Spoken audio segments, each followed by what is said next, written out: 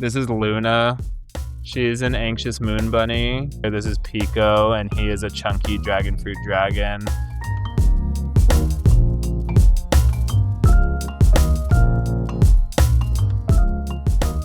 Hey everyone, welcome back to the Startup Storybook Podcast. Today we are joined by Mikey Schumacher.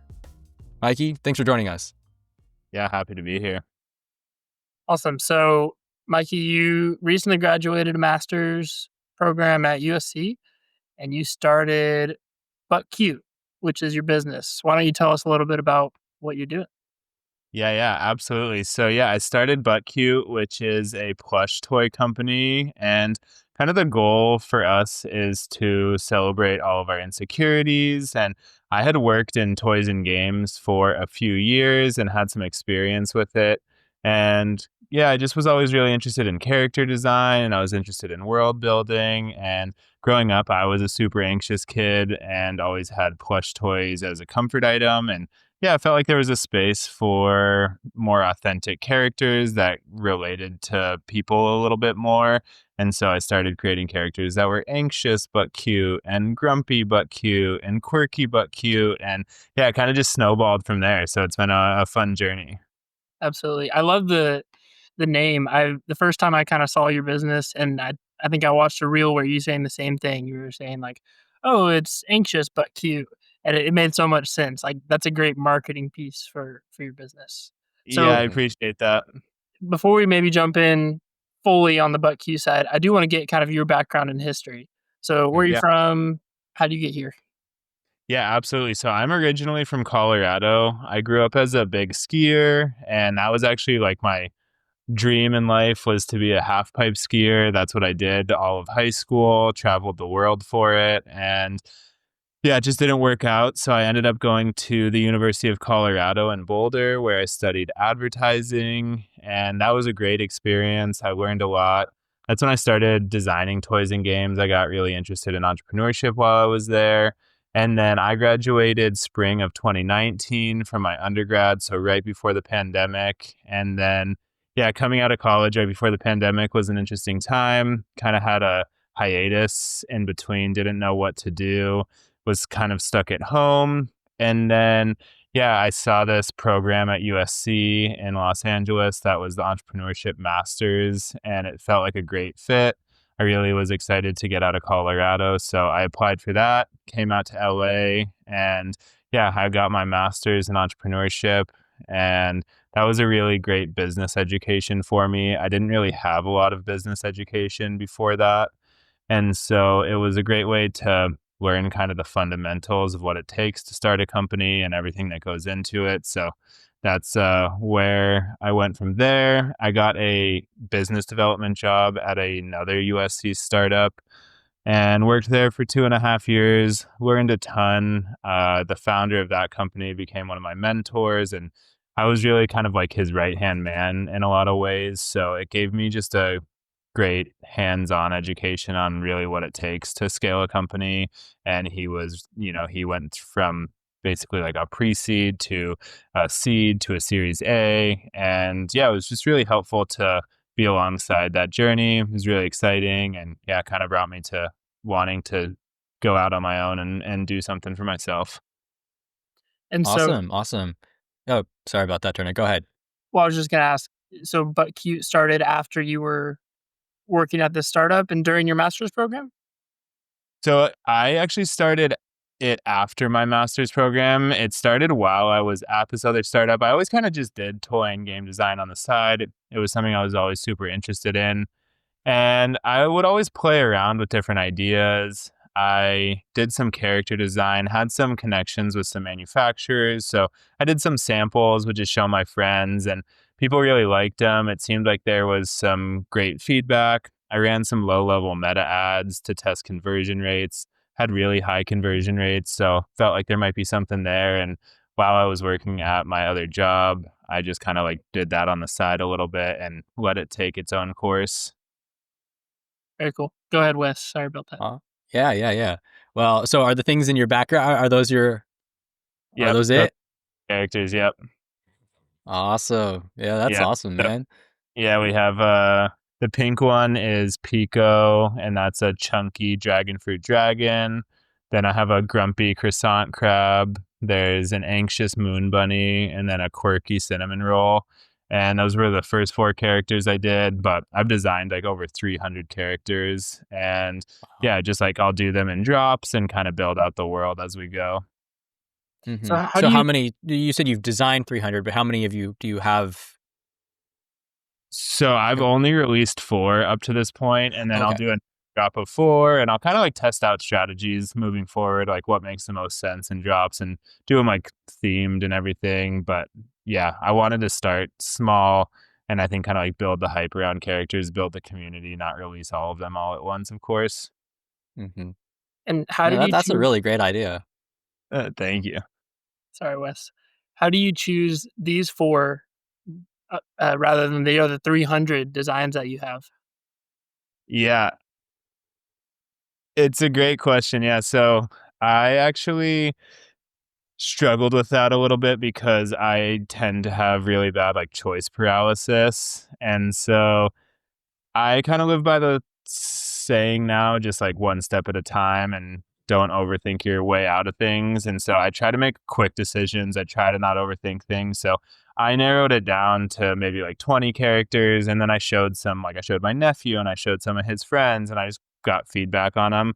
Knowing that I can move forward and release new characters in the future, I just didn't want to overthink it too much. I think it's one of those things that you can get like analysis paralysis on and try to figure out like, oh, is this one going to do the best? And you just don't really ever know with something like this. So I came down to like having four ones that were different enough and then putting it out there and just sticking to it. Yeah, absolutely. And so you've gotten these 4 produced. Obviously, that takes a lot of capital because if you're doing manufacturing for this type of thing, it's not like unless you're doing pre-orders, you have to have the money beforehand. And so I know when we spoke, you've won a lot of money at, pitch competitions, and then you said you've been raising, kind of a pre-seed series. Yep. So why don't you tell us about your kind of funding journey?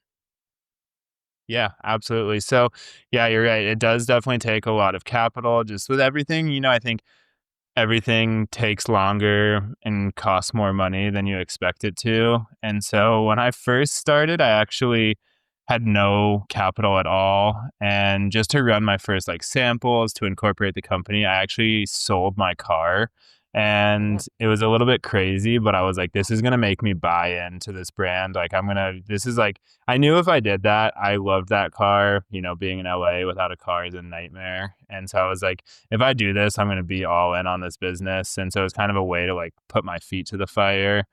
And so I sold my car, funded the first production, like the first sample runs. And then, yeah, at USC, I did the USC New Venture Seed competition, which is like this year it was 208 companies. And they're all basically USC affiliated. So one of the founders had to be a current student, be an alumni, be a faculty, something like that. And yeah, it kind of whittles down. So you know, everyone submits their pitch deck and then it gets to like 160. And then, it basically goes round by round. Top 16 make the semifinals. Then you go to like a 6-week program where you meet different mentors and then top six get picked to pitch in front of investors. And yeah, I ended up winning that and I won both fan favorite awards as well. So I won like $38,000 in equity free funding. So that was great. That gave me some real traction. And then, yeah, I did a Kickstarter kind of pre-sale campaign just to test traction, make sure customers were willing to actually pay for them. I ended up doing about like $60,000 in pre-sales for my Kickstarter, which was great.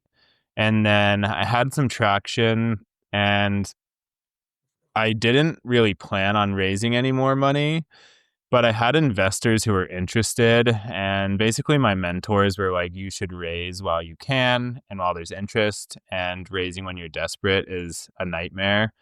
And so that was great advice. I had people interested. And so I kind of went back to them and played around with some valuations, some ideas. And yeah, I raised 250 grand on a post money safe with a $5 million valuation cap. So it was really interesting. I was able to raise really quickly. I think just having traction is super important. And I think this brand has just resonated with people. I think, beyond just the plush toys, the way I sell it is really as this like IP centric brand. I have all of these characters I'm going to create. And so I think that's been appealing to investors. And so, yeah, now I have a little bit more capital to work with. I would say I'm staying really lean. I'm not like hiring a big team to help me. I've done all of this on my own up to this point. So I'm really like keeping that lean mentality and yeah, kind of just go from there. Hmm. Yeah. So, wow, you just kind of brushed over the fact that you won $38,000, and I was like, oh my goodness, it's so impressive. So please tell me, what does it feel like to win a? I'm look. I see it in your background. Is that 35 right there? $35,000 check. What does that feel like? Yeah, it was crazy. I mean, it was really yeah, it was one of the like best days of my life. It was such a great experience. We were able to connect with so many different founders throughout the process, and it was a really like eclectic group of founders and companies that were a part of it. It's not like we were all like AI software or something. It could be anything. And so, we had a group of PhD students who were working on carbon neutral cement, or we had an MBA who was working on a radiation vest that had more protection. We had a gelato company. There was such a wide spectrum of companies. And so, I think coming in as a plush toy company, everyone thought it was kind of like tongue in cheek at first and didn't really take it seriously. But I think part of what allowed me to win was how much I was able to get done, the traction that I was able to show so quickly. And also, I was just able to do a lot with a lot less. So, as I mentioned, like all I had done was sell my old 2008 car, and I was able to, build up an email list of thousands of subscribers and show these conversion rates. And so I think that was really helpful to prove traction and saying like, hey, like if I win 35,000 from first prize, like I'm going to be able to do a lot with that. And so, yeah, I mean, it felt great. It was a wild. I really didn't think that it was an opportunity, going in. Like when you first start and there's 208 companies, I was like, oh, it would just be great to make the quarterfinals. Oh, it would just be great to make the semifinals. And I kind of kept going. And then when I made the top six, I was like, I'm going to win. And so this is going to happen. And I don't know, it was definitely a crazy experience. I would say also gave me the conviction to be like, hey, this is resonating with people and there's a reason why. So I'm going to continue to do it. And I'm going to like, really make a push to make this happen. Mhm. And you did this all alone? Yep. All alone. I'm a solo founder. Wow. And you like what you had to have some kind of outside help, whether or not it was like attached to your business, but any outside help at all? Yeah, for sure. I mean, of course, I had like mentors who helped Mhm. me. And then I'm also a big proponent for, like paying people for contract work Mm. and doing things like that. So, I think everyone's really quick to hire co-founders and they're quick to hire like a CFO or a COO or something like that. And for me, I'm able to do a lot, but there's certain things that of course I need outside help with. But being in the day and age we're in, there's just a lot of services where, you don't need to hire someone to like full time to build your website. You can go onto Fiverr, you can find someone for $200 and they do an amazing job. And I would say for me, that strategy has worked a lot better going into this. And then, yeah, just mentors in general. There's a lot of people I, have reached out to, a lot of people who have guided me through this process. And I think that's one thing about being a young founder and being willing and open to learning is that people want to help you and you're not competing with them. And, I think if you're willing to make the ask, a lot of times people will help you and they'll take time out of their day to just chat with you and, really connect you. I think that's one of the big things I've learned is like, I've gone into so many of these meetings where it's like, oh, this is the person who's going to change my life. And I go in and they're like, this is not for me. And I don't get this, but like this person I know, they're great. And then you talk to this person and they're like, actually, it's this person. And then you're like four people down the line and then you find, so I think just putting yourself out there and talking to anyone and everyone is really, really helpful because you never know who can help you and like what connections they might have. One more question on working solo here. Uh, what's one skill since you've been doing this all alone? You probably had to develop skills in order to do some of these things. What's one Yeah. skill that you didn't think you'd have to develop, but you did develop in order to do the things you've done? Yeah, it's a great question. I mean, I would say like I'm kind of a master of none, and it's like we're all smart people, and I think in general there's this idea that you need to be an expert at everything to start a business. And I think in reality, some of the best founders that I know are competent at a lot of little things, but they know when to outsource help. And so, I mean, I think one of the Mhm. main things for me is like operationally, manufacturing, supply chain, that stuff I had just no experience with. It's not something I understood. But the thing is it's cliche, but experience really is the best teacher. Like you can read as many books that exist, but until you go in and you're like making a bulk order from a manufacturer in China, you're not going to like understand shipping terms and it doesn't like, or customs or taxes or that type of stuff. Like, but the second you need it for your business, like it clicks because it just makes a lot of sense. It's like, oh, I understand because I'm doing this. And so I think that that's a big piece of advice that I would tell anyone is like, just take that first step and don't overthink it. Don't try to like learn everything beforehand because it's impossible. You don't know the skills you need. And then it's a lot easier to learn those once you're in the fire because it's a lot more relevant to what you're actually doing. I love a lot of what you're saying here because I'm hearing don't study and uh, plan too hard before. It's better to just go out and do it, and you'll learn as you go. And sure, you'll make mistakes, but as long as you don't make a big enough mistake to sink the ship, you're gonna keep sailing, right? And so, Yep. along with those lines, there's kind of two things going here. There's the you got to work hard, but also it sounds the school part is important because I mean this money that you won at USC, and I'm sure that your master's degree in entrepreneurship and your undergrad were very helpful too. And so I'm curious if you had to put a percentage of value between your college experience and your founder experience, what percentage um, would you say is the most important? Like if they're even, it's all 50-50. But if the experience of actually working on the business is more important, like what is that balance for you? Mhm. Yeah. Yeah. I think it's a great question. For me, I think the most valuable part of college and my education was growing up and like becoming an adult. So I think just the general life skills is really, really helpful there. For me, that I just wouldn't have been able to succeed starting my own company without that. And then I would say also just, yeah, of course, there's certain aspects of school that I really I rely a lot on for starting the company now and just like the curriculum, especially in my entrepreneurship program and like getting my master's. There was such a I don't even know how to phrase it, but I think the experience of starting work on different ideas and being quick to pivot and working with different groups of people. I had that experience of like working with co-founders, of making those hard asks, of not really having an idea of what came next, but doing it anyway. And so on that side, I would say like the connections I built at school, just like the experience of becoming an adult was really important. And then on top of that, the experience from doing the startup, like it's, I think they don't exist on an island.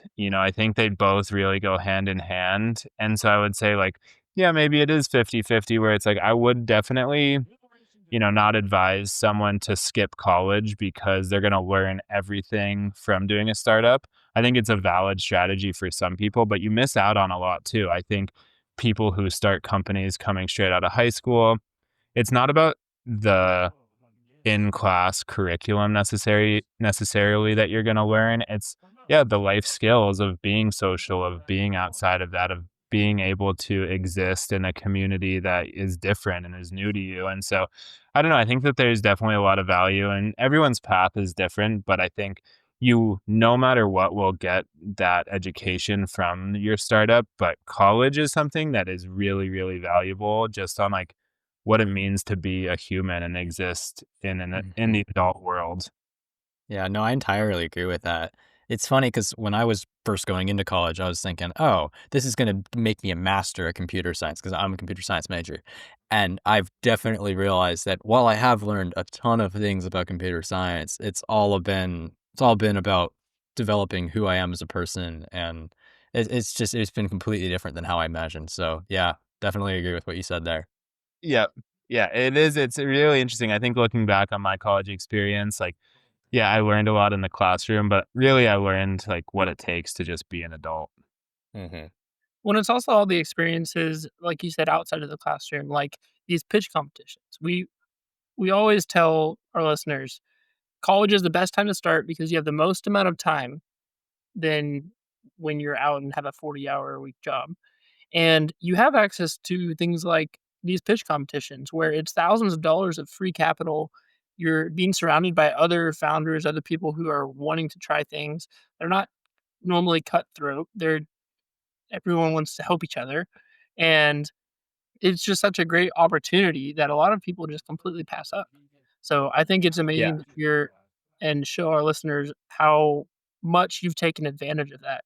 Because I mean, you started with over $30,000, which is amazing just to start, and then you've gotten to the point where you're fully funded to do whatever you need, and until this first round, it's equity free.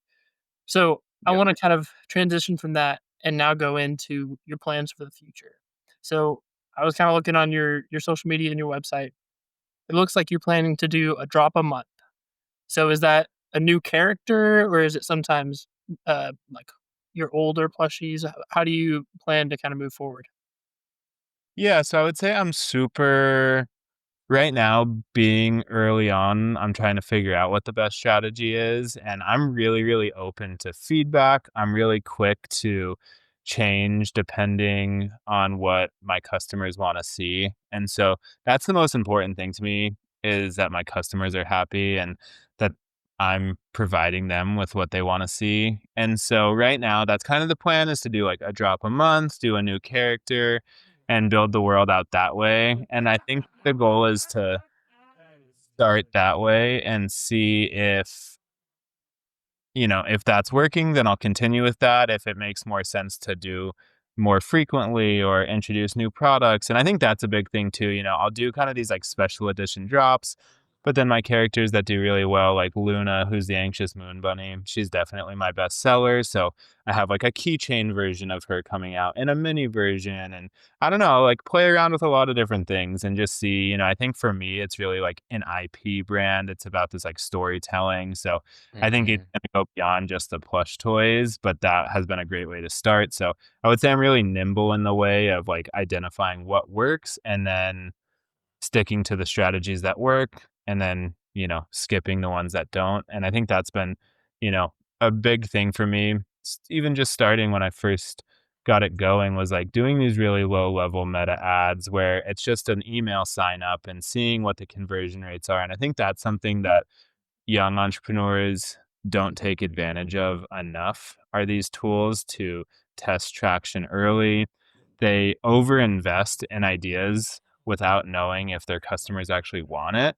And I think some of the best advice that I ever had is like, go talk to people, get an MVP, do whatever the minimum you can do just to show someone and be like, would you pay for this? Is this something you like? And don't just go to your friends, like go to your target customer and see what they say. If you're making something that's targeted at college kids, go up to a stranger and be like, "Hey, I'm building this." And just show them and get honest feedback because I think while it can hurt, it's a lot better to get negative feedback early on and start working on something that people will actually pay for versus like spending a bunch of money and starting something that no one wants. And so, I think that that's just a really important piece of advice is like, yeah, go on to Meta, put these, couple dollars behind little ads to see if there's good conversion rates.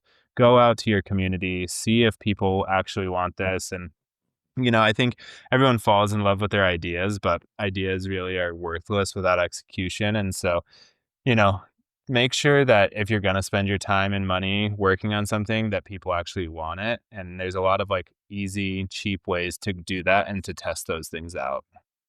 Why do Mhm. you think that people don't want to go out and test an MVP, or maybe don't want to, but a lot of people don't actually execute? Is it that kind of fear of, oh, they're not going to like it? Or is it just as simple as like there's not the true motivation there to do it? Yeah, that's a great question, and, I think that there's a couple of different things at play. I think one of it is the idea of having a minimum viable product, I think goes over the head of a lot of people where they don't see an opportunity to create something because their idea is this grandiose thing that takes all of this money and technology and, etc. And I think in reality, no matter what you're doing, there's generally a cheap and easy way to show a solution. And so I think that that's one thing is they overlook the complexity of what they're doing, and so they don't see a way to create it without money. And then I think another thing is, yeah, that, like, fear of yeah, the fear of people not liking it, the fear of rejection. And I think if you're a founder and you can't get over that immediately, then there's an issue because you're going to get a lot of rejection. You're the ultimately the person that needs to sell this, and you need to go talk to strangers. You need to get this in front of people.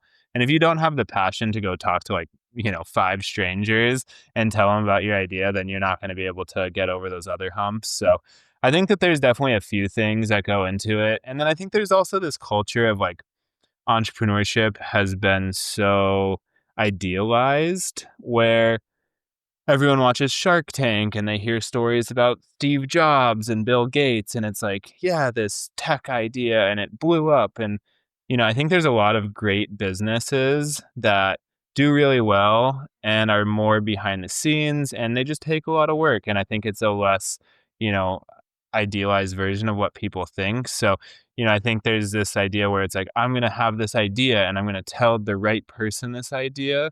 And then I'm going to have this successful business. And in reality, that's just not how it goes.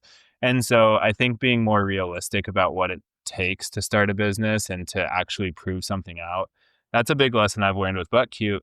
And part of what's worked with it is showing traction. And it started with doing, like, really, really basic samples that were not great. They're not characters I even sell, but I, like, showed people that I can create plush toys. And they were like, oh, wow, this is, like, funny. Or some people liked them. And, it kind of went step by step where that's all you have to do. Like, do the bare minimum and show that you're serious. And then someone might take interest and it'll lead to that next conversation. So I think it's all about, like, taking these little steps, and that's something I definitely live by is, like, the quote is, small things done consistently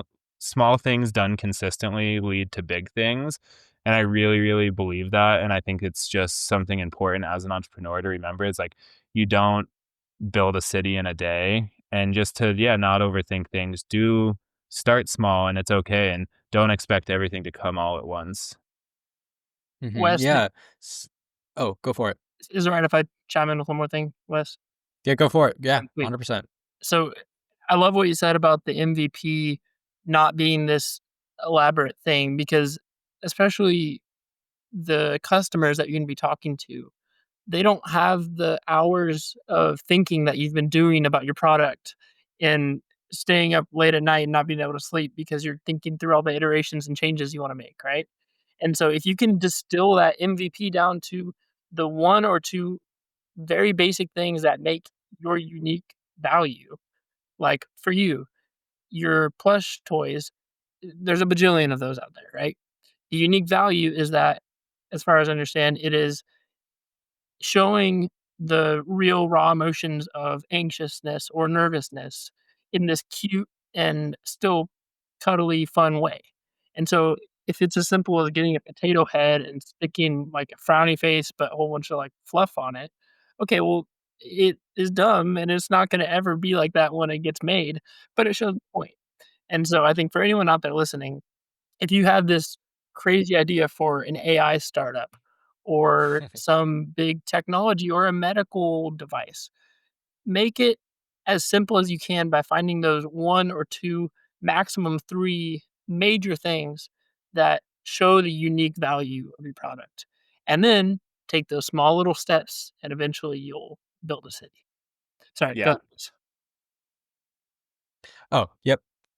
So I guess my question to you, Mikey, because you mentioned and it was really intriguing to me that you see your company as more of an intellectual property company, and I just had to keep ruminating on that thought. And I was like, oh, okay. So to you, do you think your customers um, have bought more or less the concept of the plush toys and the characters themselves, or the higher level things that they represent? Like, what do you think when you're seeing your customers' reactions?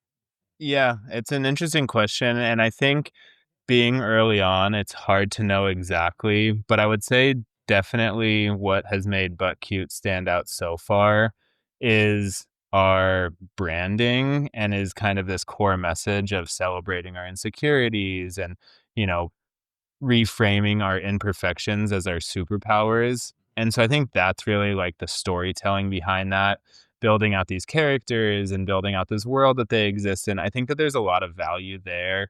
And I think that's ultimately like the plush toys are great. It's a great business model. There's great margins on it. People have been buying plush toys forever and they will continue to do so. So I think that it is a great business model. It's something that I love doing. But when you talk to investors, I think that they're really excited about this character building. I think there's a desire for new intellectual property. I think new characters, especially like in this kids space. And, that's something I talk to other young entrepreneurs about a lot. Everyone's like, oh, but there's so many plush toy companies. And I'm like, yeah, I think one of the biggest misconceptions, in my opinion, about doing a startup is finding an empty market and finding this like open space. I think it's important to have a unique selling proposition, but I think if your idea is so novel, it's generally either too early or someone else has tried it and the economics don't make sense. Yeah. In my opinion, I think finding a really booming market that has a lot of customers is a much safer way to go. And running a business is hard. Creating a new startup is hard. Don't overcomplicate it. You don't need to invent the wheel because it's already going to be tough enough. So for me, like doing plush toys seems simple and just having a unique selling proposition, but like it's hard. There's so much that goes into it. And, I think that that's something I would really try to drill into new entrepreneurs is like, your ideas don't necessarily have value and don't fall in love with your ideas. Like fall in love with, I love the mission of Butt Cute. Like I am a super anxious person. I'm a super shy person. And being able to reframe those things, like when I was growing up, it's just not something we talked about.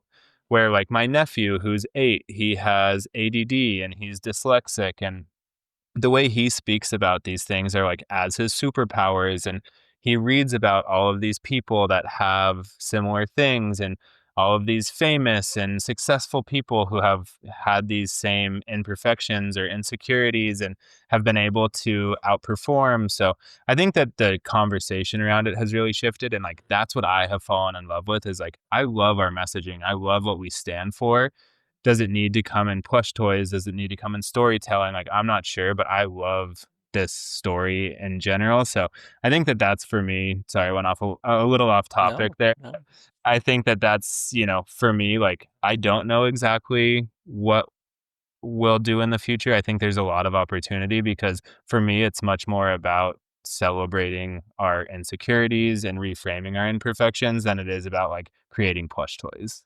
Mhm. If that was off topic, I'm about to go really off topic, but this is a callback to a previous episode, but could you ever see yourself making a board game out of this? Yeah, for sure. It's funny because I think I get asked on like a daily basis for different iterations of like butt cute characters. And, one of the things I get asked legitimately on a daily basis is like doing like Neopets or Club Penguin for butt cute. And so that was something I would never even have thought of, but it's something that like my customers clearly want. And so like, people have asked for puzzles, for games, so all of that stuff is like very much on my radar. And I think what's cool about this brand is like it is open. There is no one telling me like you have to do plush toys and you can never do anything else. And so I think one of the cool things has been using plush toys as kind of a side door into this character building, getting people familiar with them, but they want to see this world expand into different product lines. So I think something like a board game would be super fun. It's something that like I've had customers ask me for. So I'm really open to like anything and everything. And my goal is to do this long term and is to like build out this brand. I think I'm in a unique position as a startup founder where I'm not influenced as much by the technology. I'm not in a race for, building the quickest or the best or, for me, it's really brand building and it's building this community and it's having a long-term play. And so in some ways, I think that that's really, really fun because it allows me to try different things out. It allows me to grow alongside my community and build what they want to see and like build a long-term a long-standing brand that can hopefully like, exist for a long time. Well, and it's amazing that you love it too, because not saying it's not gonna be easy or that it won't be hard, but it's something that you enjoy and are very passionate about, and I think that's the best thing about starting your own business because it's just like that cliche saying, "If you love what you do, you never work a day in your life," and it's not true, you're gonna work, but it's, like, something that you love. Yeah, Um, it is important though. I think that that's something like that young entrepreneurs really should think about is like don't do something, don't do AI just because that's the hot thing that's going on right now. Like when I was in college, it was crypto and blockchain and everyone wanted to do that and it's like that's fine. Anything is good, but make sure you genuinely care about it because it is hard and it does take a lot of work and just do something that you're genuinely passionate about because you do spend a lot of time. And I think I was lucky to work for a different startup where I didn't love my job and I knew what it was like to work full time on something I didn't love. So now putting in this work every day, of course it's hard, but I'm also like, every day I tell myself I'm so blessed to be able to work on something I genuinely care about and like learn new things. And, for me, that's really important. But it is really something to keep in mind. Don't do a startup because it's cool and because everyone, thinks that, AI is the next big thing. Like, yeah, if you love AI, do it. But like, there's also a lot of businesses out there that are not AI and will continue to do well. And so I would say it is important to like work on something you genuinely care about. Absolutely. This has been a refreshing conversation because a lot of our like our episode last week was a company called Farm Smarter AI, and they have this platform that helps farmers kind of be able to understand what crop they should use and the regulation, and it kind of compiles all of that to advise them on how to run their farm. And Yeah. it's amazing talking about AI, but it's a nice change of pace because it's this thing that is pulling at people's heartstrings and making them feel happy, and it's great. So along those lines, do you have a specific customer persona that you found really loves these toys, or is there kind of multiple different groups of people? Yeah, it's a great question. So I have three main customers. Number one is like Gen Z and millennial women, and they are probably my highest converting customer just because I think the way I advertise, where they're seeing it, so it's on Meta, and that's like kind of where I've done most of my ads thus far. So they tend to be like plush toy collectors. It's a really fast growing market. Like 25% of the entire toy industry is people above the age of 18 who buy toys for themselves. And so that's been a really interesting trend that I didn't expect. And then the other main one, of course, is like, 6 to 12-year-old kids. They are an interesting market for me because, I think that's something when you work within kids products, they're your consumer, but parents are your customer. And so finding them and advertising to them is a little bit different where I'm really like reaching out to the parents, but that's really my third like main customer is an adult with a kid in their life who they're looking to help reframe or they're looking to get them something like this. So people like that, parents and therapists and teachers, I would say are a really, really big customer for us. They just love what we're doing. They love having tools like this to, one of the things that we do well, I think, is give space to have hard conversations in a lighthearted way. And so it's something that's like quirky and it's goofy and it's fun. And it kind of just helps us reframe these things as like, it doesn't have to be so serious all the time. Like, you can talk about anxiety and it doesn't have to be the end of the world. And so for us, there's kind of like two main sides of it. There's this side of like customers who like love the look of our toys and they just want to buy it because it's cute.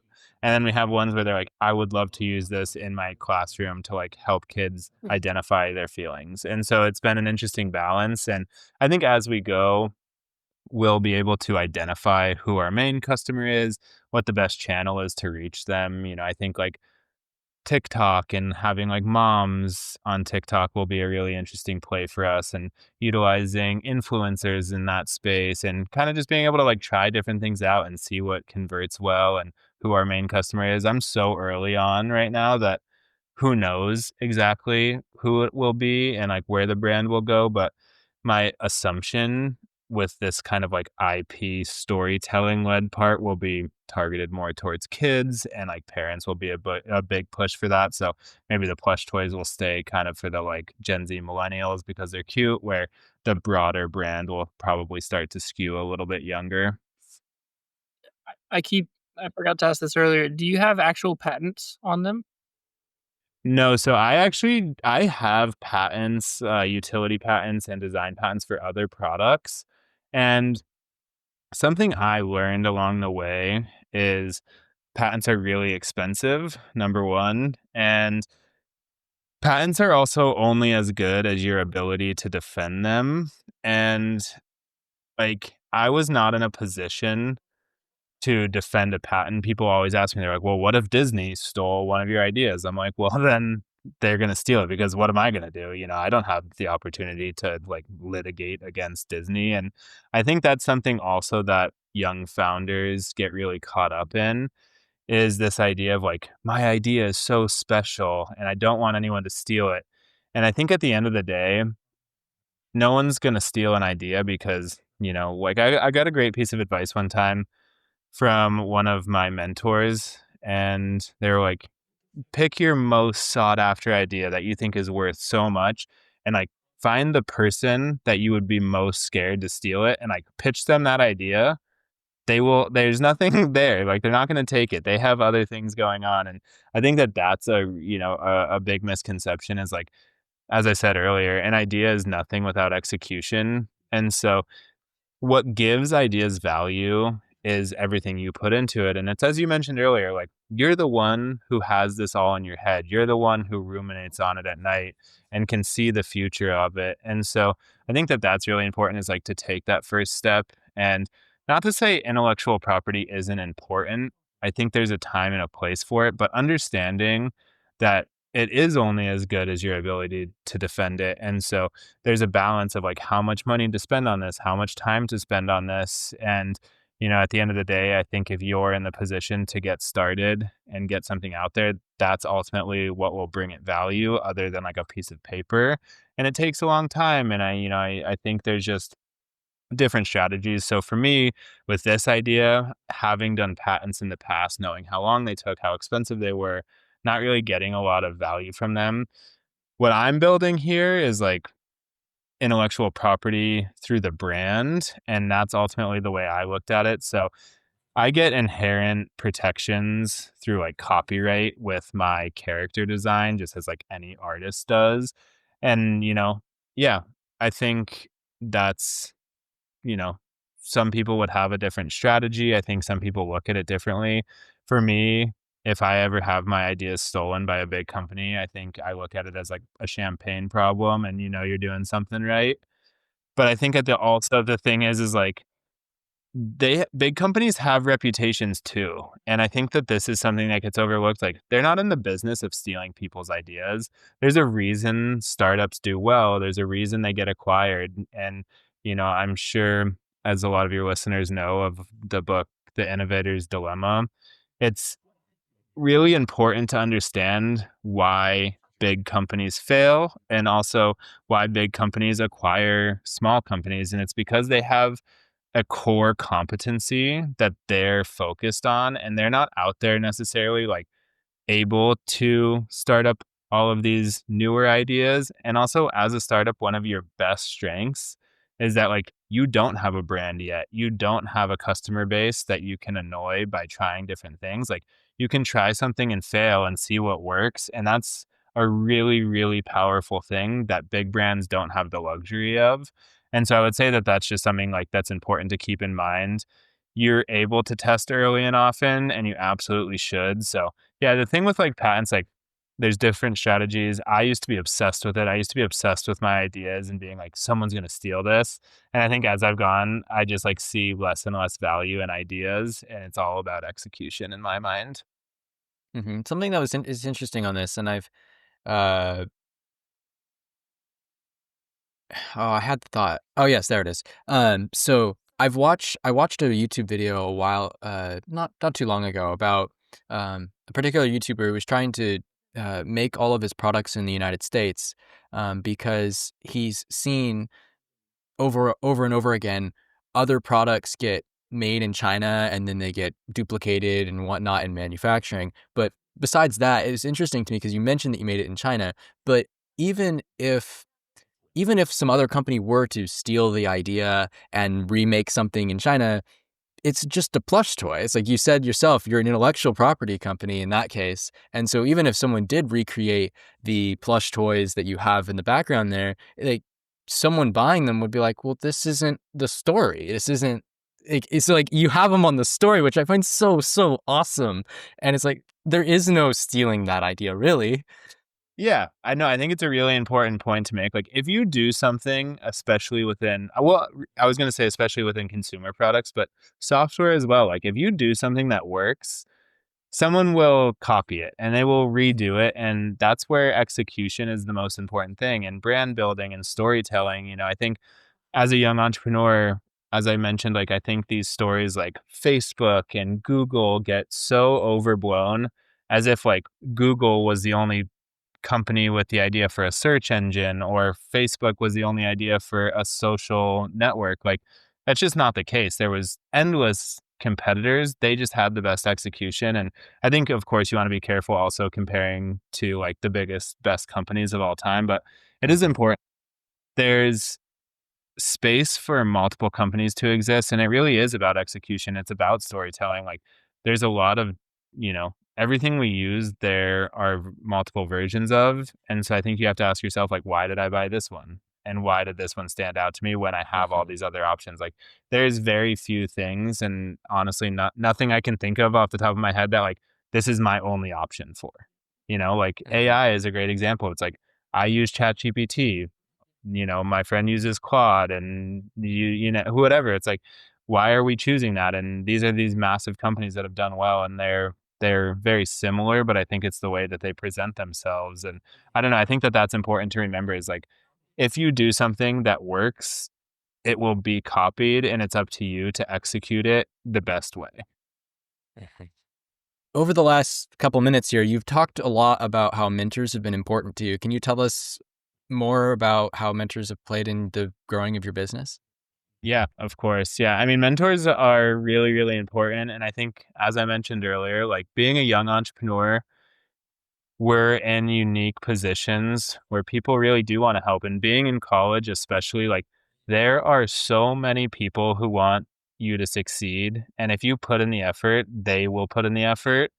And so I think really just putting yourself out there, going to networking events, asking your professor for a coffee and, going in with some specific questions and really utilizing your network. Like college is a place that's really unique in your life that you don't have those opportunities again. So it's the time to take advantage of those people. It's the time to really put yourself out there and make yourself uncomfortable. Like I'm a really shy, I'm really anxious. It's hard for me to network. It's hard for me to push myself, but some of the most rewarding experiences I've had has been like those things I didn't want to go to. And I ended up meeting, yeah, the mentor that helped me along. And And joining pitch competitions, joining clubs, I think you get connected to people like in the USC pitch competition. One of my early judges was a venture capitalist in LA who has become like one of my main points of contact, who has helped me through endless things. She's connected me with, I can't even tell you how many people she has helped me like shape my business from start to finish. And then there's other things too where it's like, the Small Business Development Center. They're everywhere around the US. We pay for them through our taxes, and they're like there for us to help us. I found my manufacturing partner through them, and I've had people, just everything, like help shape my storytelling. Like the one in Pasadena, there's a great mentor there who, her whole business is storytelling, and it's about shaping brands, and it's about that. And so I think just knowing that these people are around and that they want to help is really important, and not being afraid to ask. Like, I'm someone who has a really hard time asking for help, and I never want to impede on people. I never want to put people out. And something I've learned through this process is like people are excited to help. They like to be a part of a startup. They like to be a helping hand. They like to share their knowledge. And especially when they're an expert in something, like it's fulfilling to be able to pass that on. And so don't overthink it. Try to utilize your network. My professor at USC always used to say your network is your net worth.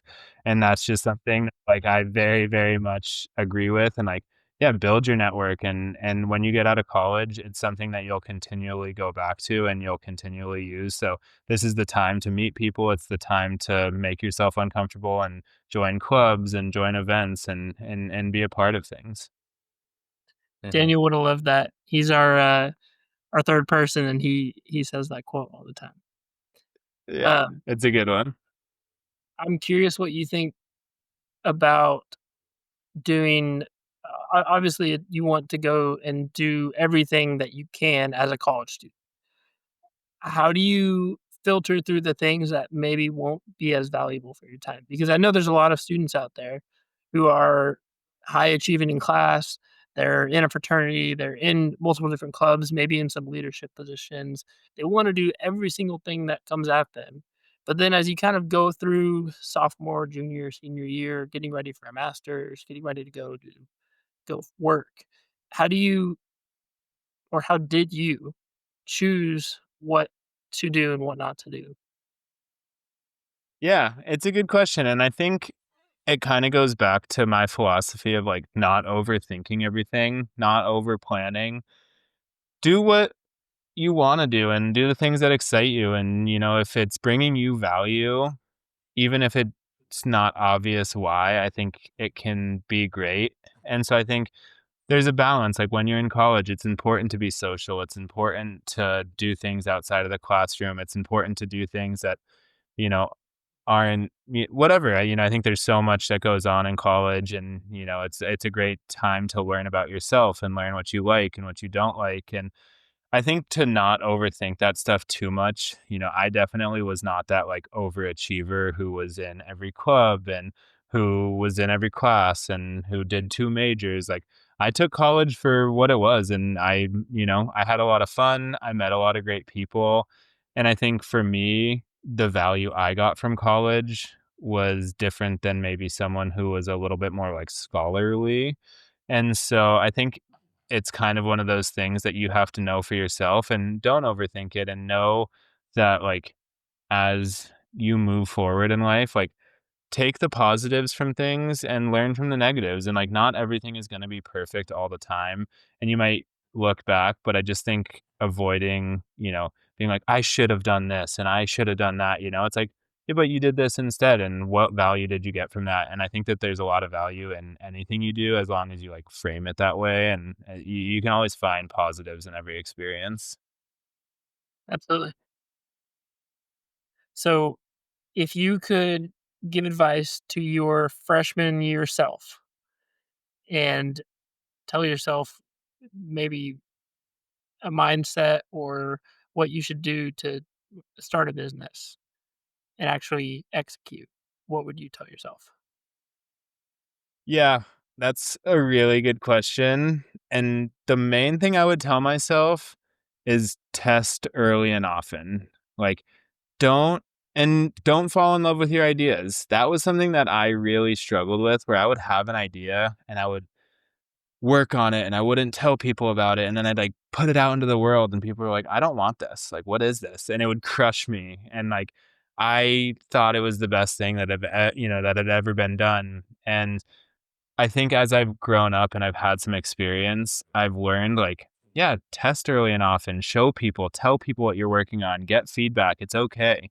And it's okay if it's not perfect. And that's the thing for me that I would say is, like, if there's one piece of advice I'd give to any aspiring entrepreneur or young entrepreneur is, like, test early, test often, put it out there, put out an MVP, see what people think, and iterate on it, and be quick to pivot. Don't fall in love with these ideas. Like, fall in love with the mission, fall in love with whatever it is, but don't fall in love with, like, the execution of it, because no matter what it is, it's going to change, especially when it's early. So I think that that would be something that would have changed my trajectory a lot.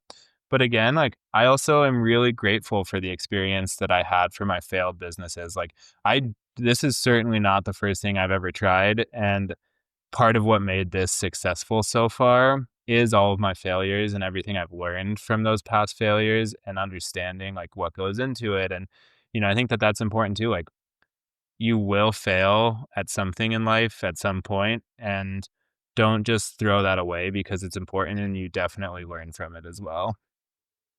There's a lot of parallels between what you're saying about entrepreneurship and your plushies. Um, Nothing is ever perfect, especially on the first try. And if you're not sharing and talking about it, then it just stays inside and you never hear about it. So I love that. That's very cool. Mhm. Something since we're talking about the plushies, do you think you can give us, an introduction to some or a couple of your plushies? Yeah, for sure. So these are the first four characters. This is Luna.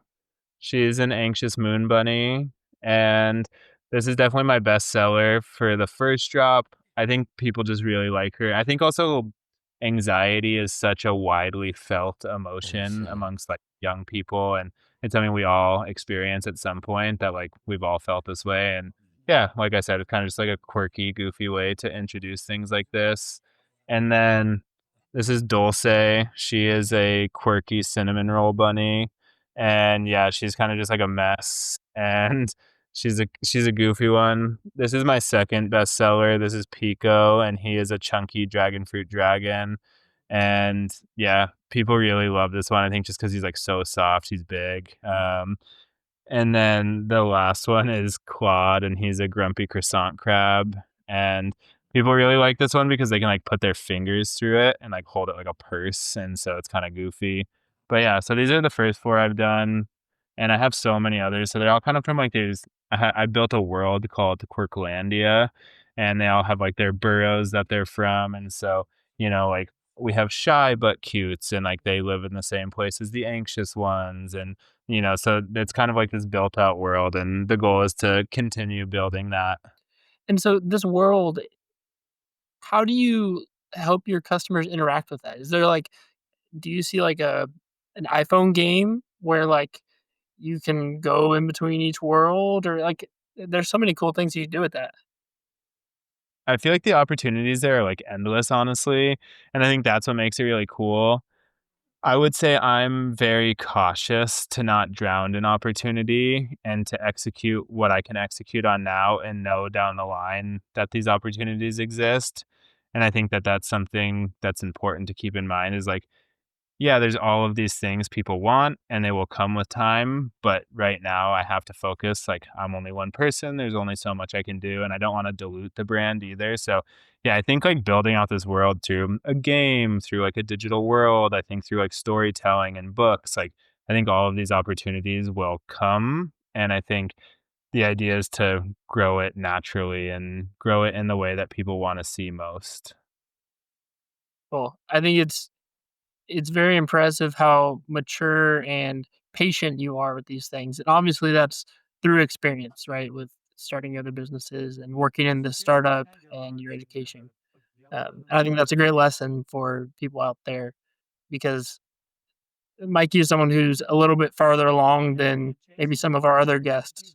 And it's obviously great to hear from the people who are very fresh, and not that you aren't fresh, but um, you have more experience, right? And so I think a lot of these things, like be more patient, making sure you are actually talking to your customers. Those are all amazing things to take away. So thank you very much for that. Yeah, of course. Yeah, I think it's an important piece too to just remember like you don't need to rush everything and things will come with time and not everything's going to happen right away and don't let that get you down. Like you will make it happen and taking these little steps is the most important thing you can do and just I think if you expect it all to come in a day, that's where you get burnt out and that's where you kind of like end up just giving up on stuff. So I don't know, give yourself grace, give yourself the time for things to work. Like I said, like everything takes longer and is more expensive than you expect it to. And if you know that going in, like it feels okay when it happens. But also have a bias towards action, like our guest last Definitely. week said. You got to execute. Definitely. Like for me, when I first started especially, like, I forced myself to do one thing that progressed the business every day, and, like, I would not go to sleep until I wrote something in my list for that day, and it can be something, like, silly, I started a little less than a year ago, and I have a list of every day since then what I've done to progress the business, and now I have days that it's, like, 60 line items long.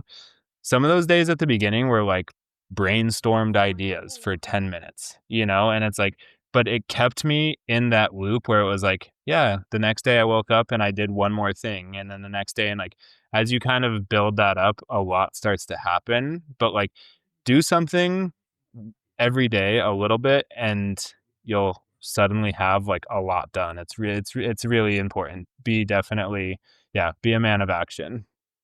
Absolutely. Mhm, mhm. Wes, any other thoughts? Well, I guess my next question was is how can people buy these? Like, where do we go? Where do we send people? Yeah, for sure. So I've been doing them in drops. I did my first drop that just finished, and then I'll open a second drop in September is the plan. So you can find us. Our website is butcute.com. So it's just butcute.com. And we'll have the ability to buy them there. We also have like our TikTok shop, which is all of our social handles are it's but cute. So yeah, you can find it there. And if you want to subscribe to our email list, we'll let everyone know when new drops happen. And I also have like my personal TikTok where I just talk about like, running this business and things that go into it on a daily basis. So, yeah, there's a ton of ways that you can follow along. And if you're interested in buying some plush toys, there will be more available in September. Sweet. And so we could pre-order before and then Yep. it'll So people who sign up for the list, like I'll give them anyone who signs up for our like pre-order list, they'll get first access, and then if we have any stock left, then I open it to the general public. great. And we'll include all the links in the description to get to you. That's Uh, awesome. Man, you're really inspiring, and it's awesome to hear another story. Wow. Yeah, thank you guys so much for having me. It was a pleasure to talk with you. Absolutely. Hopefully we'll get you some orders for some butt cute plush toys, and people will absolutely I mean, I think you got one here. Well, Mikey, thanks for joining us. Guys, that's a wrap. Thanks for listening.